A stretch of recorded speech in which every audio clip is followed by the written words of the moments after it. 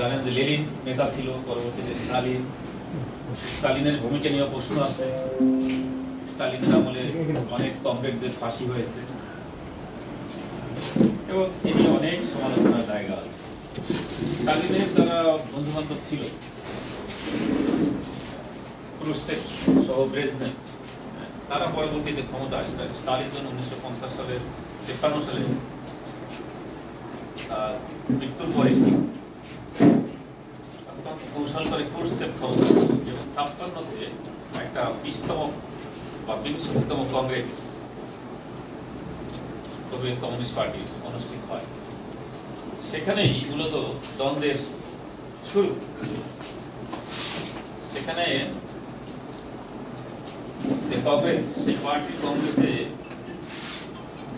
আন্তর্জাতিক প্রতিনিধি ছিল এবং দুইটা অংশ ছিল। একটা আন্তর্জাতিক প্রতিনিধিদের নিয়ে কংগ্রেস, কারণ সোভিয়েত ইউনিয়নের পার্টিতে তখন আন্তর্জাতিকও সদস্য ছিল।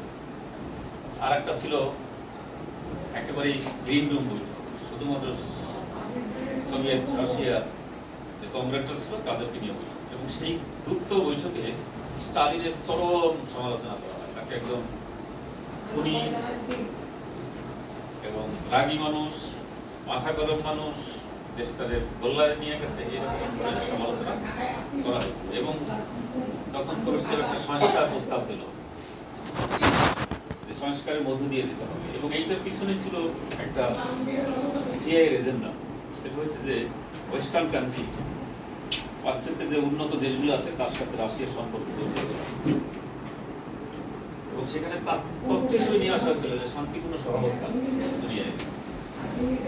লেনিন বলছিল যে সমাজতন্ত্রের সাথে পুঁজিবাদের, সাম্রাজ্যবাদের দ্বন্দ্ব থাকবে, কিন্তু উনি বলল যে না, এখানে লেনিনও শান্তিপূর্ণ সহাবস্থানের কথা বলছে, যেই অর্থে লেনিন বলছে সেই অর্থে কিন্তু ক্রুশ্চেভ বলবে, বলছে পুঁজিবাদী দেশগুলো, সাম্রাজ্যবাদী দেশগুলোর সাথে শান্তিপূর্ণ সহাবস্থান।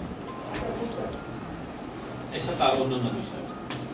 এইটা তখনই প্রতিবাদ করছে আলবেনিয়া, ভিয়েতনাম, চায়না সহ সেই সময় যারা সমাজতান্ত্রিক ধারণার জায়গায় রয়েছে।